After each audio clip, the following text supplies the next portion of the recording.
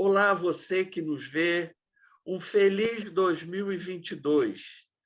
Estamos nos aproximando da virada do ano e, portanto, vamos falar de resoluções de ano novo. Vamos falar daquilo que a gente sempre faz quando o ano vira, quando os corações se enchem de esperança e a gente pensa num recomeço. Mas, Carol, tudo bem com você? Tudo bem aí, gente? Bom, então, antes de começar, solta a vinheta.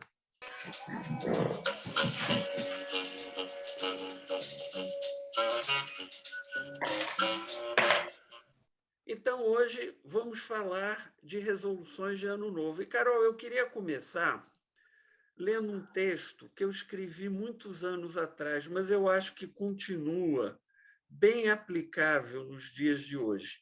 Veja o texto. Resoluções de Ano Novo são comuns.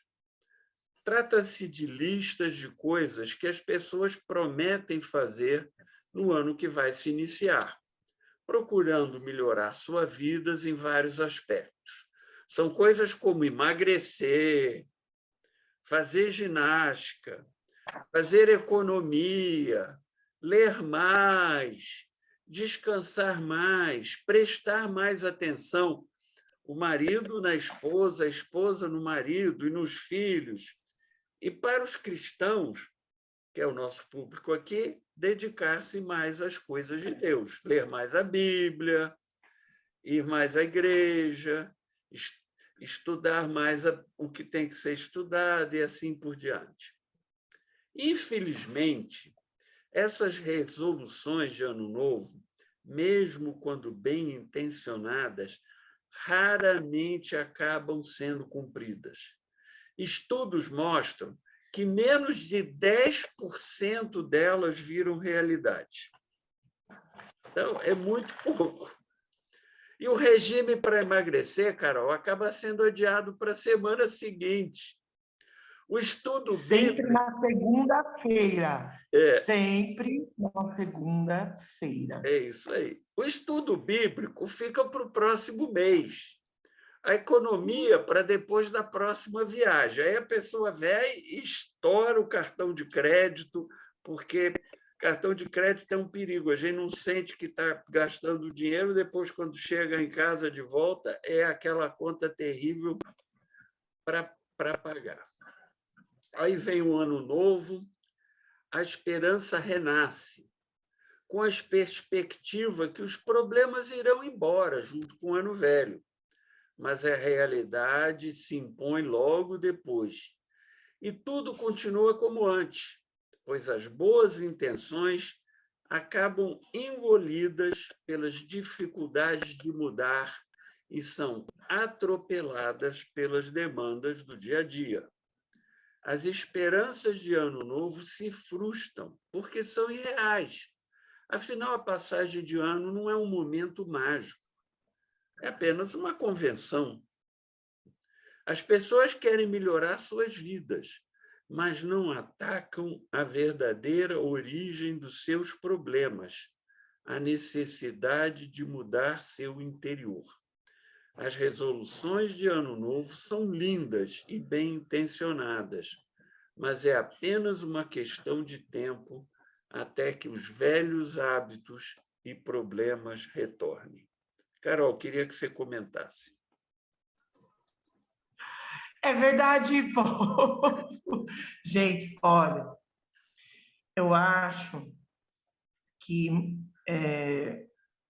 o que eu atendo muito, né, é de gente que fez de verdade promessas para si mesmo, votos com o Senhor, que não consegue cumprir, né? Então, às vezes, Vinícius, as pessoas, elas têm essa ideia. Eu acho que as pessoas têm essa ideia de que o dia de Ano Novo é de fazer voto.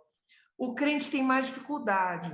Seria muito mais fácil se a gente fosse envolvido com religiões mais voltadas para sortilégios, porque aí é só usar uma roupa com a cor que você atrai.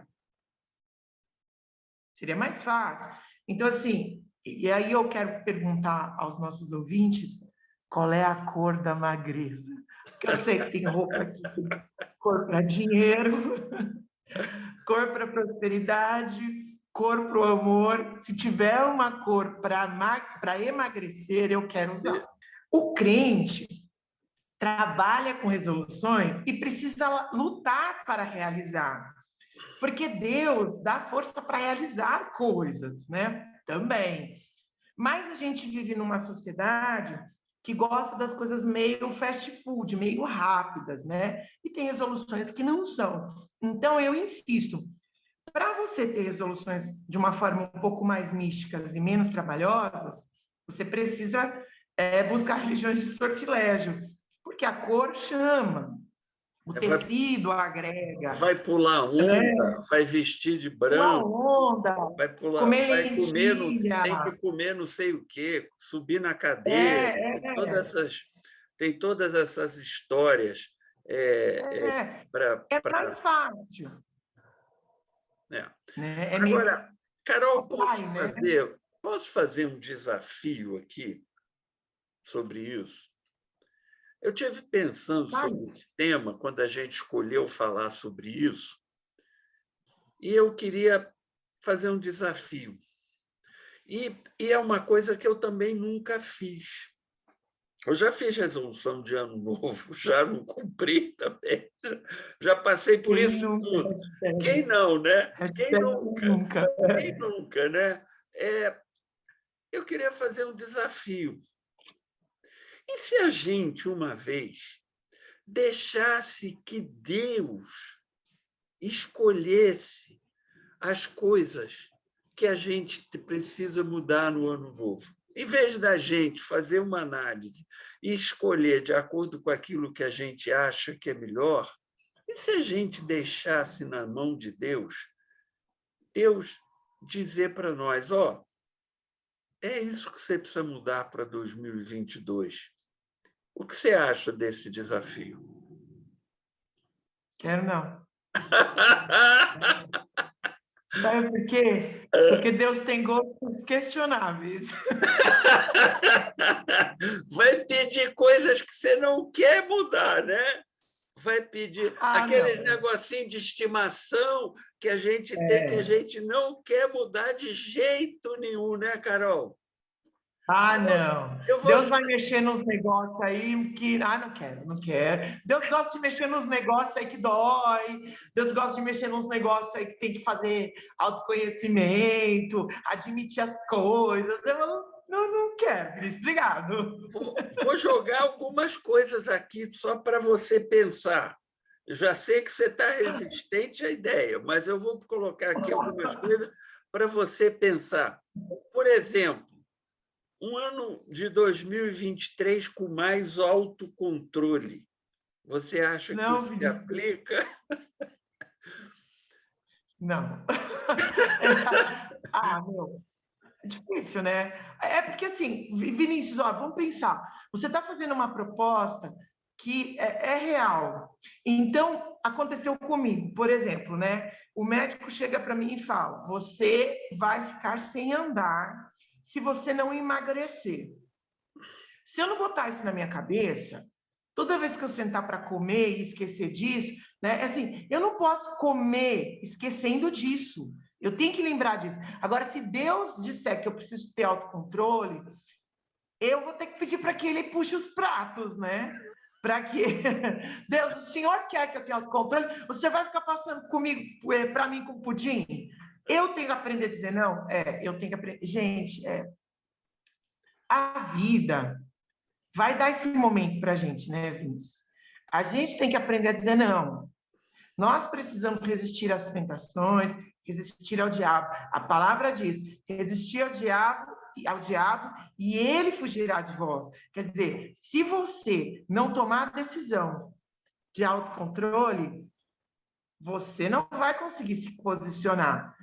Mas essa coisa não passa muito pela cabeça, sabe, das pessoas. Mas eu acho que Deus já está pedindo isso para muita gente, Vinícius. Carol, eu acho.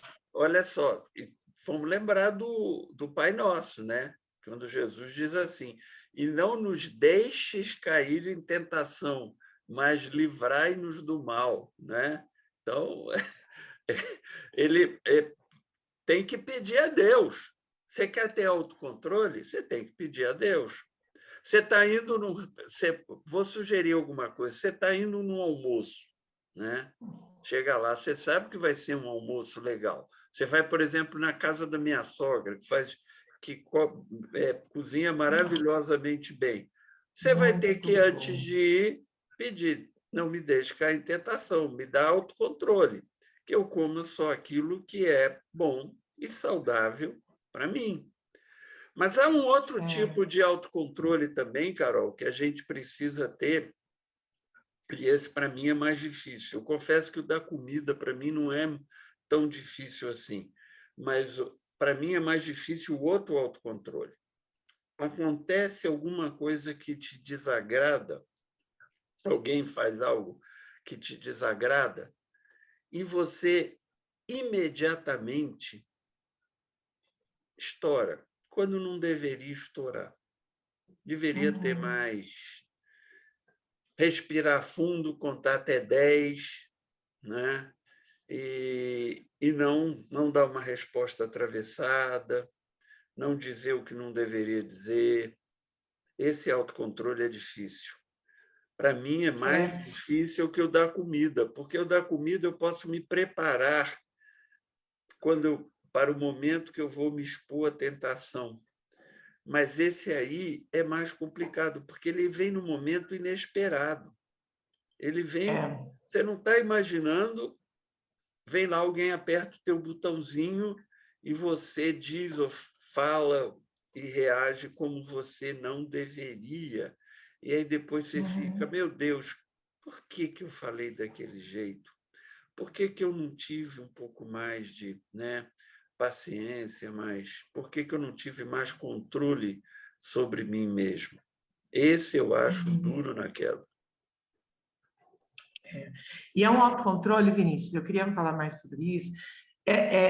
Eu acho que Deus, eu sinto que Deus tem pedido, tem esperado isso de nós há muito tempo, né? Da humanidade, né? Porque, assim, você vem à igreja, você ouve sobre autocontrole, você ouve sobre amor ao próximo, e você não consegue ter domínio próprio, né? Você não consegue exercer sobre você mesmo uma influência de paz, né?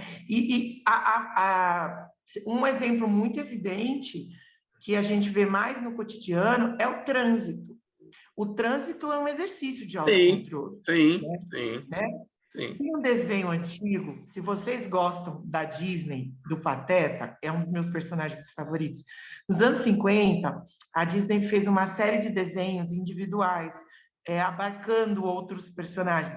Tem um desenho do Pateta, Vinícius, que conta a história de que quando ele está em casa, andando a pé, ele tem um nome, mas quando ele entra no carro, ele tem outro nome. Aí ele vira tipo o Dr. Jekyll e Mr. Hyde, sabe? Mas e aí no carro, mesmo. ele vira um... É isso mesmo.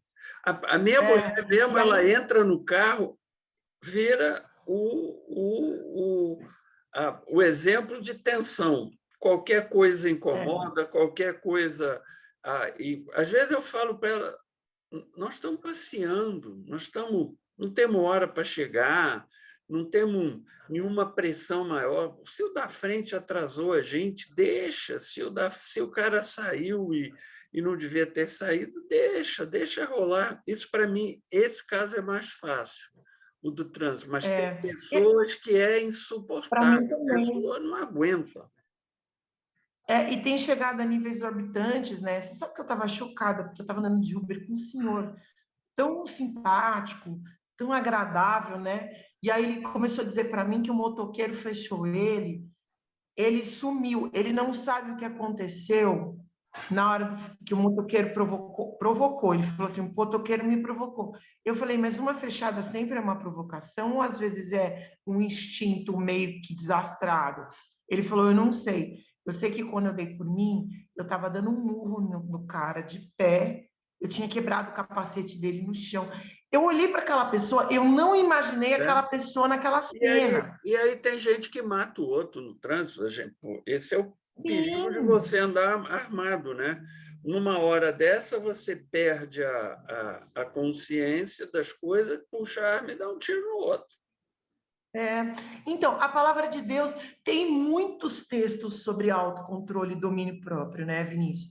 Eu acho que ninguém, não passa pela cabeça das pessoas que Deus está pedindo isso há muitos séculos para a humanidade, E a gente não né? E aprendeu a ainda, né? gente não aprendeu. E a gente, nas pequenas coisas, não entende. Sabe como é que é a cabeça da pessoa viciada em comida? Eu sei, porque eu faço um tratamento sobre distúrbio alimentar, né? Qual é a cabeça da pessoa viciada em comida, Vinícius? Eu vou dizer para você. A pessoa chega nesse almoço, vê aquele sorvete da sua sogra, que é aquele sorvete que tem que esquentar a forma para ele derreter, para ele soltar, e soltar o caramelo. Aquilo é a coisa mais linda. A pessoa com distúrbio alimentar, que não e que aqui tecnicamente tem um gatilho que dispara pela beleza da comida e não pela fome, né? Ela não tem autocontrole por quê? Porque ela faz pensamentos obsessivos, né? Então a gente olha para aquele pudim e pensa assim: eu vou comer só hoje, eu nunca mais vou comer ele de novo. Então, eu preciso comer muito para saciar minha vontade, porque ele é gostoso, ele merece ser repetido, porque eu não vou comer Eu de novo. mereço. Esse é um Tem essa eu história do eu mereço. mereço, tem a história do O eu mereço é um outro gatilho, também de distúrbio alimentar. Tem o gatilho do eu não vou comer isso nunca mais. Tem o outro gatilho do eu mereço, porque aí eu fiz exercício, eu caminhei, eu passo estresse. Esse eu Que é o da mereço, Carol, compensação. é muito naquelas pessoas que gastam de forma desmedida. Vão viajar e voltam, se endividaram tudo. Eu mereço, eu trabalhei, eu me esforcei, eu mereço ter isso. E aí mete o pé na jaca, compra o que não pode comprar e depois fica todo atrapalhado no cartão de crédito e pagando juros e todo enroscado porque ou fica com o nome sujo, porque eu mereço e gastou o que não devia ter. Porque o gatilho da compulsão, Vinícius, ele é assim, ele é desmedido. Então, a compulsão, ela acontece em todas as áreas da nossa vida. O autocontrole, se for uma resolução do Senhor, que tem muito a ver porque a Bíblia tem muitos textos falando sobre isso, se for a resolução do domínio próprio do autocontrole, então a gente tem que tirar o dedo desse gatilho. Agora, como é que tira o dedo desse gatilho? Não é vestindo blusa amarela, não é pulando onda, não é comendo lentilha. Eu quero tirar o dedo do gatilho do autocontrole, então eu vou dar para pular sete ondinhas. Não vai adiantar nada. É um trabalho. Por isso que eu te falei, não mexe com isso, que Deus pede umas coisas, uns troços difíceis. Mas orar ajuda. Orar ajuda. Ajuda. Orar Mas ajuda. às vezes precisa procurar ajuda, às vezes Claro, precisa ir no claro. médico, né? Só oração às vezes não vai resolver. Você precisa de terapia, você precisa. Mas ter uma percepção assim de si mesmo um pouco mais perto da realidade, porque as pessoas se acham boas, né? Aqueles estudos que dizem assim: você dirige bem. Aí, quando pergunta para a própria pessoa se ela dirige bem, 90% diz que sim. Quando dizem o brasileiro dirige bem, aí as mesmas pessoas respondem que só 40% dos brasileiros dirigem bem. Mas repara, quando elas se avaliam, 90% acham que dirigem bem. Quando elas avaliam a sociedade como todo, só 40% dirigem bem. Os dois números não casam. Os dois números não casam. É porque você tem de si mesmo uma avaliação muito melhor do que a realidade, né? Isso é uma coisa que a Bíblia ensina, que todos somos pecadores, mas você conversa com as pessoas, a grande maioria acha que não, acha que ela não rouba, ela não mata, ela não adultera. Aí pronto, acabou. Ela é uma boa pessoa, ela tem bons sentimentos, né? Então, passa um pouco também, eu acho, por a gente perceber as nossas limitações e fraquezas. Quando Paulo diz não há um justo, não há um justo sequer, é isso que ele está dizendo. Todos nós temos determinadas tendências e características que a gente precisa lutar contra elas, né? E é uma luta constante, né? Não é à toa que o site que eu edito chama o desafio de ser cristão. Ser cristão é um desafio permanente. Agora, Carol, eu queria falar de uma outra coisa que eu acho que Deus vai nos pedir muito em 2022, que é ano de eleição. Eu vou te pedir outra coisa. Deus vai pedir muito da gente isso em 2022, que é ano de eleição. Tolerância. Nós estamos vivendo uma sociedade cada vez mais intolerante. Cada vez mais intolerante. Eu me lembro na eleição passada, uma amiga da minha mulher, eu não vou dizer qual é a linha política dela, porque não é isso que interessa. Estava se discutindo a eleição, o segundo turno para presidente, e o ambiente absolutamente polarizado. E aí surgiu uma pessoa que disse assim no Facebook, era uma conversa no Facebook: eu vou votar em branco, ou anular, sei lá. O quê? Ou seja, aquela pessoa não se agradava nem do candidato A, nem do candidato B. Essa amiga da Alice ficou enfurecida. E ela colocou no Facebook: quem vota em branco é um idiota. Porque para ela, o candidato dela era fundamental ganhar. E se ele não ganhasse, estava tudo errado. Então, perder um voto por alguém votar em branco era uma idiotice. E aí as pessoas argumentaram com ela: mas, fulana, não é bem assim. As pessoas têm o direito de fazer suas escolhas.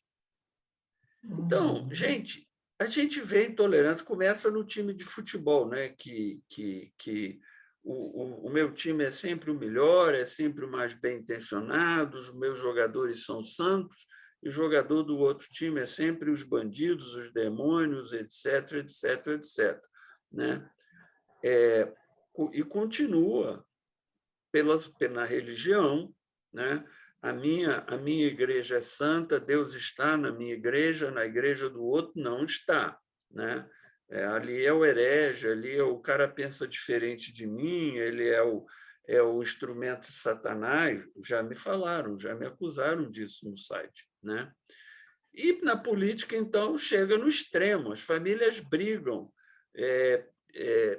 se dilaceram por causa de opiniões políticas. E, no fundo, gente, vamos lá, políticos pensam primeiro nos seus próprios interesses.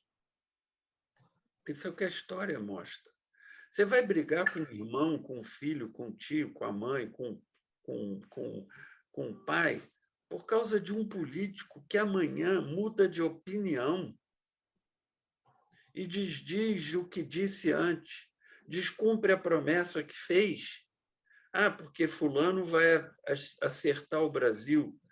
Gente, Messias já teve um só, que veio e foi pregado na cruz. O resto são seres humanos. Podem ser melhores, piores, mais bem intencionados, menos bem intencionados, mas são seres humanos. Não vamos achar que A, B ou C vai resolver o problema do Brasil. Quem vai resolver o problema do Brasil é o brasileiro, é a sociedade, se ela melhorar a maneira como ela se comporta, como ela age. Mais tolerância, Carol. O que você acha disso? Lembrei de uma história. Eu não sei se você já assistiu, Vinícius. Eu não sei se quem está escutando a gente aqui já assistiu. Tem um filme chamado Peixe Grande e Suas Histórias. Sim. Lindíssimo. Recomendo, super recomendo. Sim. Tem uma cena na mesa que o contador de histórias, o pai da família, está conhecendo a nora. E ele diz para ela assim: você já ouviu falar dos papagaios que moram no Congo? porque a menina fala que é fotógrafa da África, ela foi fotógrafa na África. Aí ele fala assim, se você conhece a África, você conhece os papagaios que moram no Congo. Aí ela falou assim, não, nunca ouvi falar. Ele falou, são papagaios muito inteligentes, falam todos os idiomas do universo, falam sobre tudo, menos política e religião. Aí ela pergunta, por que eles não falam de política e religião? Aí ele diz, porque eles são inteligentes que sabem que nesses assuntos não se mexem, porque a gente nunca sabe quem vai ofender. É verdade, é verdade. É uma coisa, é uma coisa impressionante. Como nós É, perdemos a capacidade de ser tolerantes. Eu queria lembrar uma coisa, Carol, é o seguinte: a palavra tolerância pressupõe diferença de opinião. Se todo mundo pensasse igual, não precisa ter tolerância. Todo mundo pensa igual, não precisa ter tolerância. Tolerância é, parte do princípio de que pessoas diferentes pensam diferente. Então, o cara não segue a minha religião, o cara pode achar que aquilo que eu penso em termos de religião é besteira, o cara tem outro time de futebol, o cara politicamente pensa diferente de mim, o cara, às vezes, é de outro país, então, na Copa do Mundo, vai torcer por outro país quanto o meu. Ter tolerância é você olhar e dizer: essas pessoas têm direito de pensar diferente de mim.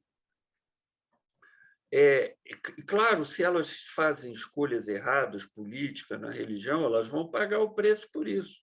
Se você, para nós cristãos, se você rejeita Jesus Cristo como seu Salvador, você paga um preço por isso, não é verdade? Mas isso é outra coisa, em outra instância, em outro momento, tem a ver com Deus, com o julgamento de Deus.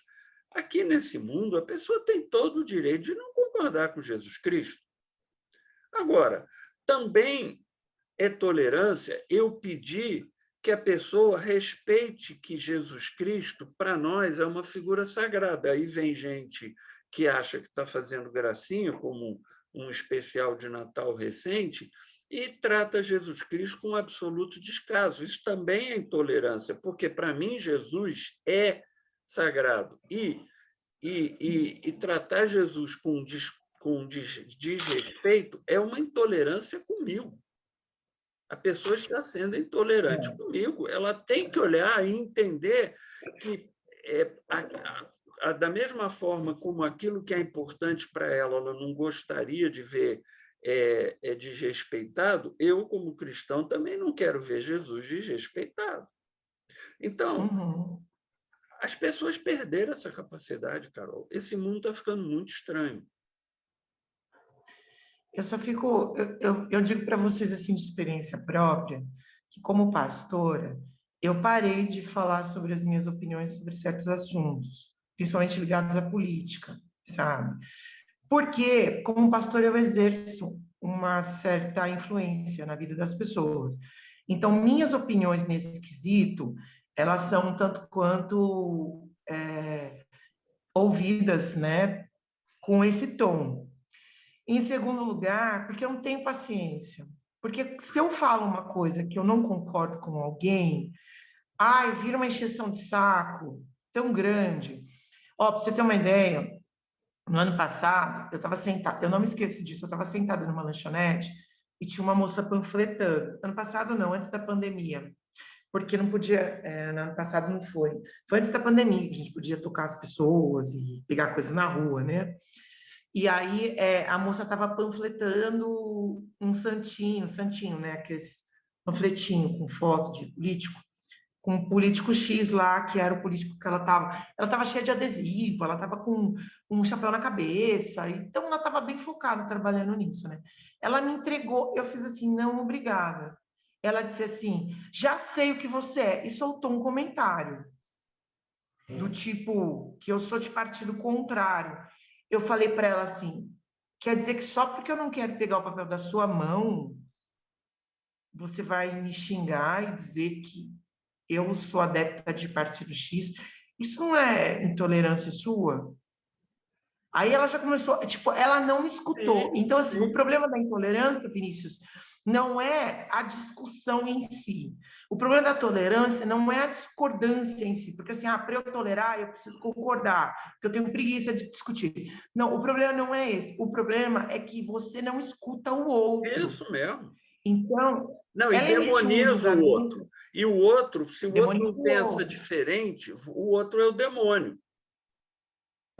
O outro é o demônio. Você demoniza o outro, você taxa o outro. Então, assim, esse especial de Natal X que você mencionou, se eu não concordo com ele, eu sou intolerante porque não se pode fazer piada de nada. Se eu concordo com ele, eu sou intolerante porque eu estou abraçando uma, sabe? Então, assim, ouvir o outro virou artigo de luxo no É. tempo que a gente está.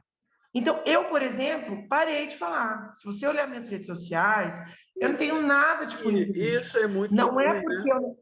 Isso é muito E não é ruim. porque. É muito ruim. Mas, assim, eu não posto coisas políticas porque. Não é porque eu tenho medo de perder seguidores. É porque eu acho que não vai Não, ter o vai gerar um beijinho de debate valor. na sua rede social que vai desviar o assunto daquilo que para onde você quer conduzir. É igual no site. E Eu assim, tenho muita gente no site. Se eu começo a discutir política lá, vai gerar um debate no site. O meu objetivo é falar de Jesus Cristo. Eu não quero desviar de Jesus Cristo. Eu não quero discutir o político A, B ou C. Para mim, isso tudo é passageiro. Políticos que já foram mas importantíssimos no Brasil, ninguém lembra mais deles. Para falar de um mais, político Vinícius. antigo, minha avó ia levar flores no túmulo do Getúlio Vargas. Toda morte de aniversário dele era getulista roxa. Ninguém nem sabe mais quem é Getúlio Vargas, já desapareceu, Não, sumiu. mas eu acho que é porque é o que eu te falei, Vinícius. O fato de você não postar ou não provocar ou não trazer esse assunto à tona, não quer dizer que você seja apolítico. Quer dizer que a gente está preocupado com o relacionamento das pessoas, E com o não quer conteúdo que a perder o gente está foco. dando, E não quer perder o porque foco vai que perder o foco. interessa. É que nem o Exatamente. jogador, em vez de olhar a bola, fica olhando para a arquibancada. Aí deixa de olhar a bola, vai tomar a bola nas costas, vai ser driblado, vai. Você não pode.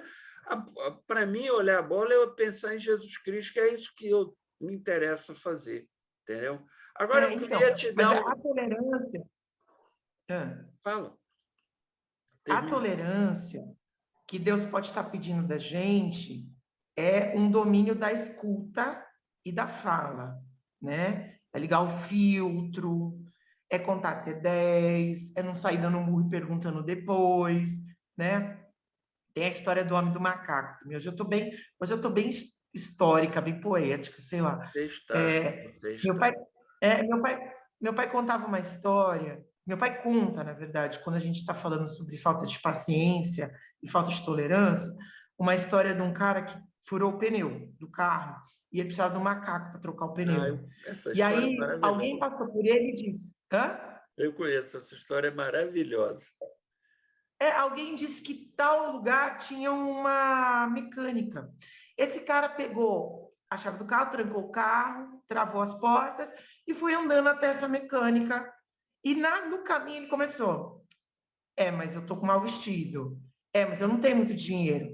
Mas esse cara vai querer cobrar. Mas que esse cara. Aí ele chegou no meio do caminho e já pensou: quem esse cara pensa que ele é para querer cobrar? Chegou na mecânica, já deu um murro na cara do mecânico, virou as costas É e falou: eu não quero verdade, essa droga desse seu macaco. é verdade, é A verdade. intolerância faz isso. Isso aí é como a expressão legal é essa: você engravida pelo ouvido. É, Você engravida pelo ouvido, né? Então, é. mais tolerância. Deus quer, além de que ele quer mais autocontrole, ele também quer mais tolerância. Eu não tenho a menor dúvida disso. Agora eu queria fazer um outro desafio, Carol.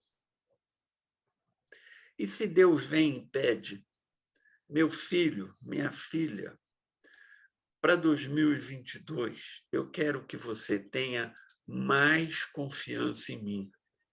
e me entregue mais o controle das coisas. Que você fique menos ansioso, ansiosa, de querer controlar tudo e fazer tudo, e me entregue mais o controle das coisas.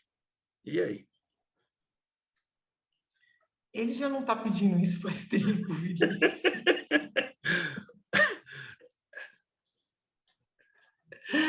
E Deus, sabe que eu fico muito grata ao Senhor, porque Ele não se frustra, Tem né? uma paciência Porque, infinita, né? Tem uma paciência infinita. porque a Bíblia é toda pautada em lições de confiança. E a gente ainda acha que tem o controle de tudo. E aí, coisas como o Covid, por exemplo, eu tenho certeza que uma das lições, tem muitas lições tiradas, coletivas e individuais nesse tempo de pandemia. Uma das grandes lições que esse tema de pandemia trouxe para mim, e eu sempre quero pontuar isso para as pessoas que eu ministro, que eu discipulo, é que nós não controlamos nada. Sim. Nunca controlamos nada. E que nós precisamos aprender a confiar em Deus. E a humanidade sempre está correndo atrás, porque parece, Vinícius, que a gente já nasce com o saldo negativo de confiança. A gente não confia em nada, só em nós mesmos. E muitas vezes nem nós mesmos.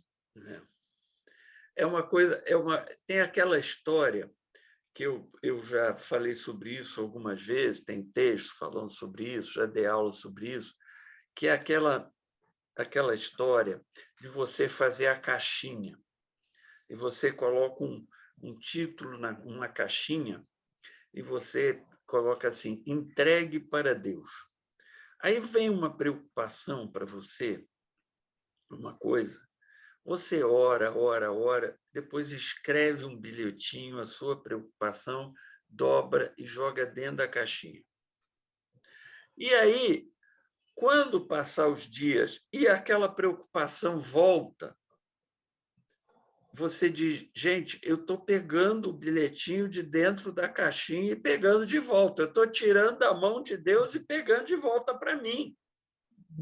Sim, você está roubando Deus. E aí esse ato simbólico, e a Bíblia usa muito simbolismo, né? O profeta Ezequiel cansou de fazer atos simbólicos, né, Carol? Está cheio, o próprio Jesus fez atos simbólicos, né? Esse ato simbólico, eu botei na caixinha, eu entreguei na mão de Deus, eu não posso pegar isso de volta. Eu não posso ficar me preocupando de novo e querendo resolver esse negócio. Isso aí eu entreguei na mão de Deus. E muito interessante também é que quando você pegar o papelzinho e botar na caixinha, você escrever lá a data. Porque passa o tempo e 6 meses depois você vai pegar aquele papel de novo e você olha e diz, meu Deus, como eu me preocupei com besteira, como eu me preocupei com coisa que não tinha nada a ver, como eu sou pequeno na minha mente, nas minhas coisas, nas minhas preocupações, nos meus desejos. Aquilo passa. As coisas mudam, as circunstâncias mudam, as necessidades mudam, os desejos mudam, as coisas mudam. E a gente olha e diz, que papelão que eu fiz, né? Perdi meu tempo com isso aqui. Então, fazer a caixinha e botar lá o rótulo e entregar para Deus as coisas simbolicamente, se é uma coisa simbólica para você que está me ouvindo, né? Mas se você quiser fazer também, tudo bem, eu conheço gente que faz. É fundamental. Você quer ter um 2022 melhor? Aprenda a entregar as coisas para Deus. Estou certo? Agora, eu queria passar por um último desafio, Carol, esse dividido em 3 partes. Eu acho que, além de querer de você mais, ou de mim, mais tolerância, mais autocontrole, mais confiança nele, eu acho que Deus quer uma outra coisa de nós. Mais amor. E eu queria falar de amor em 3 níveis, 3 categorias diferentes. Primeiro, mais amor para aquelas pessoas que a gente diz, pensa, imagina que ama. Então, é o marido com a mulher, é a mulher com o marido, é o filho com a mãe, é a mãe com o filho, é o amigo, é o irmão, é a irmã. Todo mundo tem uma série de pessoas que diz, digamos assim, são seus entes queridos. A gente diz que ama essas pessoas, mas a gente não tem tempo para elas. Eu, às vezes, tenho que me controlar. Minha mulher diz assim: eu vou jantar. Eu digo: eu não estou com fome. Ela diz: mas venha na cozinha comigo para me fazer companhia. Eu não quero jantar sozinha. Algumas vezes eu não reagi bem a esse pedido, mas com o tempo eu aprendi a entender que esse é um pedido importante. O fato dela querer a minha companhia significa que ela me ama e ela quer estar comigo. E eu deixar o que eu estou fazendo, sei lá, estou vendo um filme, estou lá lendo um livro que eu gosto, e eu ir dar do meu tempo para ela é um ato de amor. Isso tem os pais com os filhos. Há pais que acham que basta dar as coisas boas para os filhos e resolver o problema. Não resolveu, não. Eu, outro dia, vi uma foto, Carol, de um pai no Twitter. Era uma foto de um pai, ele estava por trás e o filho pela frente. E ele estava abraçando o filho. Ele estava abraçando o filho. Acho que era num evento esportivo. E a cara de alegria do filho. E aí a pessoa que colocou a foto diz assim: se mais pais fizessem isso, a gente precisaria de menos policiais na rua.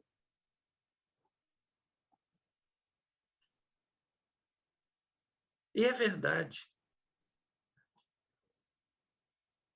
Isso vale no geral. Amar mais aqueles que a gente diz que ama. O que você acha? Eu acho que amar é mais, eu acho que você tem razão, amar é mais do que falar que ama. Amar é mais do que dar coisas, porque quando você não se dedica e só dá coisas, você está compensando, e compensação já traz doenças emocionais. Eu acho que às vezes a gente não ama as pessoas da família e finge que está tudo bem. E aí cabe pensar e perguntar por que isso está acontecendo? Por que eu não amo meus pais? Por que eu não amo mais o meu marido? Por que eu não amo os meus filhos? Porque as pessoas se obrigam a gostar, se obrigam a amar. E amar não é obrigação. E quando esse amor não está muito certo, ou vivido do jeito mais de toque, sabe? Não se ama à distância se você está dormindo do lado, né? Eu acho que amar é uma escola, Vinícius. A gente não sabe amar. E talvez não, né? A palavra do Senhor está pedindo por esse amor faz muitos séculos também. Também. E nós continuamos a nos preocupar mais com coisas materiais e mais com a convivência do dia a dia, e nos esquecemos desses atos de amor, que é sentar ao lado, assistir um filme que você não gosta, mas para estar do lado do outro, né? Perder tempo, ir lá pegar o band-aid, abrir e colocar no dodói do filho, né? A Sara fala assim: mamãe, machuquei meu dedo, você pode dar um beijo por um curativo? Ela fala corativo, né? Pode dar um beijo e dar um corativo? Pode dizer: menina trouxa, você quer, pai, dá um tapa, né? Poxa, será que eu não Não posso perder 2 atrapalhe o minutos? papai, não atrapalhe o papai está ocupado no momento e a criança fica ali É, pendurada no vácuo, né? Fica sem é, sustentação, porque ela ou chega de noite e diz: pai, eu estou com medo, tem um monstro debaixo da minha cama. E o pai está é. com sono, está deitado, mas levanta e vai lá, acende a luz. Vamos olhar aqui debaixo da cama. Aí a E criança mata o olha, porque monstro, o né, pai está Vinícius? junto. Aí diz: não tem monstro nenhum. E o papai vai ficar aqui com você até você dormir de novo. É, é. É Que, assim que se como ama. isso é importante na história. Meu pai, Carol, ele não era uma pessoa assim de grandes gestos de afeto, abraçar, beijar e tal. Também a criação dele, etc. Mas ele fazia um negócio. Naquela época, quando a gente era pequeno, a gente tinha lápis, não tinha lapiseira, a gente ia para a escola com lápis. Ele levantava mais cedo e apontava todos os lápis que eu e as minhas 2 irmãs íamos levar para a escola no dia seguinte. E a gente chegava lá, todo mundo perguntava, porque ele sabia apontar, ele era engenheiro, ele tinha feito desenho em prancheta, ele sabia apontar lápis. Chegava os meus colegas diziam: nossa, que lápis diferente, a gente tinha a ponta mais bonita. E ele acordava mais cedo para apontar os lápis que a gente ia levar para a escola. Era o jeito que ele sabia de dar amor. É. Aí, Vinícius, a gente entra nas linguagens de amor. Nós precisamos ter, né? É, falar eu te amo não é uma linguagem de amor, é apenas falar eu te amo, Sim. né? Agora, as atitudes, elas são linguagens de amor. E elas traduzem esse eu te amo. Então, seu pai não dizia eu te amo, mas ele não deixava de amar vocês. Ele demonstrava esse amor Sim, de muitas formas. do E uma jeito que ele delas era sabia. essa. É, Agora, as pessoas perderam a linguagem de amor, não amam e não vão atrás dos porquês, não pensam nisso. Se você não sabe amar, pelo menos pense nisso, para pedir ao Senhor para que Ele te ensine E, como você e, pode viver e, aqui, isso. e aqui, Carol, eu queria aproveitar e deixar a recomendação de um livro de um autor chamado Gary Chapman, Chapman, Chapman. Chama As 5 Linguagens do Amor. Ele mostra como Sim, cada pessoa tem uma linguagem do amor, tem uma linguagem que ele ou ela entende o amor. E, uhum, frequentemente, as pessoas têm linguagens de amor diferentes. Então, sim, você demonstra o amor de uma forma e a pessoa não entende, porque a linguagem do amor daquela pessoa é outra. é. É um livro E muito você acha que interessante, é fácil de ler, é é um livro famosíssimo. rapidinho, você lê Olha, rapidinho, a gente já fez até aconselhamento de casal com esse livro e teve um é efeito excelente. fantástico. Então, ame mais aquele que você diz que é o seu ente querido. Mas eu não acabei com o amor, não. Eu tenho Ah, uma não? outra instância de amor que eu queria falar. E amar a Deus? Como é que a Tá aí gente uma boa pergunta. como a gente ama um ser que a gente não vê, que é um espírito, né? Que é tão diferente da gente no sentido de potencialidades e forma de pensar, poder, etc. O que a gente não entende quando Jesus falou sobre esse mandamento, que Jesus estava falando de outra coisa. Ele estava dizendo: coloque Deus em primeiro lugar. O seu Bingo, é tempo assim que se ama a Deus.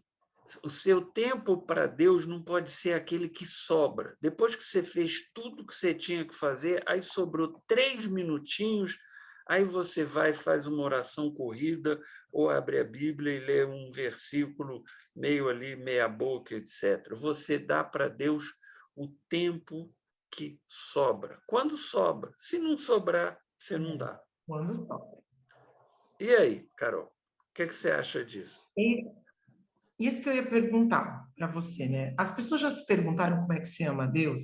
Porque Jesus diz amar a Deus de coração e entendimento. Quer dizer que eu consigo compreender que este amor é importante. Quer dizer que eu faço mais do que ir ao culto no domingo. Eu tenho momentos de intimidade com ele, eu confio nele. Quando eu não confio, eu falo, Deus, olha, eu não estou confiando, eu não estou bem. Então, assim, esse amor a Deus é difícil, viu, Vinícius? Porque tem gente que acha que amar a Deus é pagar o dízimo, é dar oferta, é ir no culto, e não é. Priorizar não é isso. Priorizar é dedicar tempo, priorizar é saber da vontade dele, é ouvir o que ele tem para dizer. E você não vai ouvir o que ele tem para dizer só nas horas de culto. É uma construção de um relacionamento também, que vai muito além das horas formais que você dedica.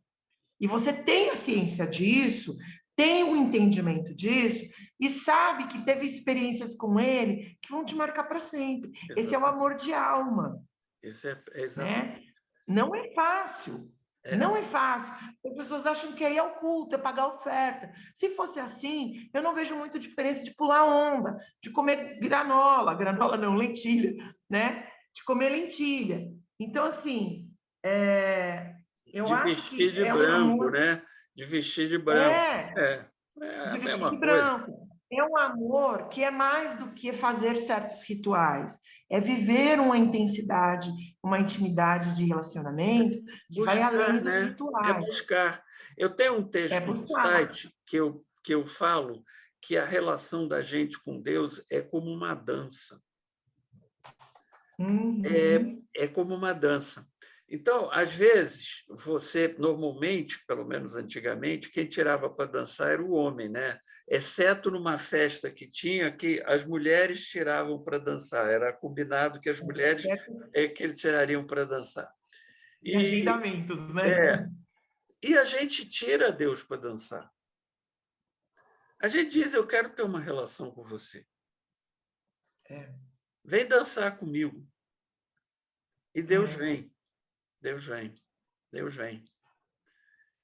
Agora eu queria falar de um outro amor, Carol. É o terceiro amor que eu queria falar. Amar ao próximo. Já não está bom, Vinícius? Jesus falou, você tem que amar o próximo como a si mesmo. A maneira como eu consigo entender este mandamento, Carol, é assim. Faça com o outro como você gostaria que o outro fizesse com você. Fato. Fato. Do mesmo jeito que você gostaria que o outro agisse com você, haja com o outro. Se você quer ser ajudado quando você está passando dificuldade, ajude o outro. Se você quer ser consolado quando você está sofrendo, console o outro. Se você quer ser respeitado, se você quer ser respeitado, respeite o outro. Se você quer ser ouvido, ouça o outro. Se você quer ter quer que tenham tolerância com a sua forma de ser, tenha tolerância com o outro. E assim vai por diante. Assina embaixo, Vinícius. Essa tríade, ela constrói a relação do perfeito amor que lança fora o medo. Entendeu? É o perfeito amor. As pessoas falam, o amor perfeito não existe. Existe. Primeiro que tem uma planta que chama amor perfeito, ela existe. Segundo, o amor perfeito, ele é vivido nesses três pilares. Então, eu amo a Deus, e esse amor a Deus se desdobra e faz o meu coração ser misericordioso. Quer dizer, o que é a misericórdia? É o coração dobrado, é misericardia, é o coração que se dobra. Esse amor a Deus, ele desemboca nessas fontes de amor real, não amor irreal, porque amor não é um amor com um ser que existe de carne. Eu só posso amar o próximo se eu sei me amar. E essas medidas de amor entre o próximo, o familiar, que é o conhecido, e o próximo, que é o próximo conhecido, e o estranho, que é o próximo desconhecido, são resultados desse amor de Deus. Esse é o perfeito amor, é a tríade. Agora, Deus também, né, Vinícius, está pedindo isso faz muito tempo. Esse pedido de amor de Deus é mais velho que andar para frente. Sem Só dúvida. que é uma lição que a gente ainda não aprendeu. Não aprendeu. O ser humano não aprendeu. Se aprendesse, Carol, se cada um tratasse o próximo como gostaria de ser tratado, não haveria nesse mundo injustiças, guerras, Sim. miséria, violência, não haveria nada disso. O mundo seria um lugar perfeito, seria um lugar maravilhoso, seria um lugar à altura da criação, porque quando Deus cria, no Gênesis, capítulo 1, ele diz assim, e Deus viu que aquilo era bom, e Deus viu que aquilo era bom. A criação de Deus é maravilhosa. A gente é que bagunça aquilo que Deus criou. Bom, Carol, o tempo está terminando, voou. E aí está para você que está nos assistindo as resoluções de ano novo para você. Né? Mais amor, mais tolerância, mais autocontrole e mais umas que eu esqueci. Confiança. Mais confiança nele. As 4 coisas. Se você fizer isso, seu ano de 2022 vai ser maravilhoso.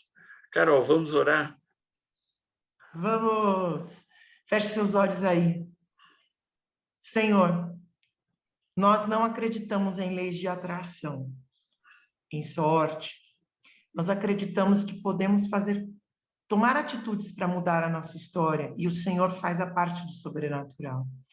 E Deus, eu quero pedir, nos ajuda a ter mais confiança, nos ajuda a ter mais autocontrole, nos ajuda a ser mais tolerantes, nos ajuda a amar mais. São 4 resoluções que nos levam para uma vida saudável e desdobradamente vão jorrar conhecimento, sabedoria, paciência em muitas áreas da nossa vida. E com certeza vai melhorar, pelo menos o pequeno mundo ao nosso redor. Nos ajuda, nos dê um ano novo melhor, mas nos ensina a ser melhores para que o ano novo possa funcionar. E de verdade, Senhor, tira de nós frustrações com pequenas resoluções. Nos ensine a pensar grande, para frente, para o futuro. Uma nação melhor, que serve ao Senhor. É o que nós esperamos. Obrigado por isso. Abençoe a minha vida, do Vinícius e de todos que passaram por essa live. Nós oramos em nome de Jesus. Amém. Amém. Carol, um feliz 2022 para você e para você que está nos assistindo. Que você tenha um ano maravilhoso, que Deus haja na sua vida e que você também consiga fazer as transformações necessárias para que essa ação de Deus na sua vida possa frutificar. E que Ele abençoe os seus caminhos, que Ele ilumine a sua vida e que Ele te dê a paz. Tchau, tchau.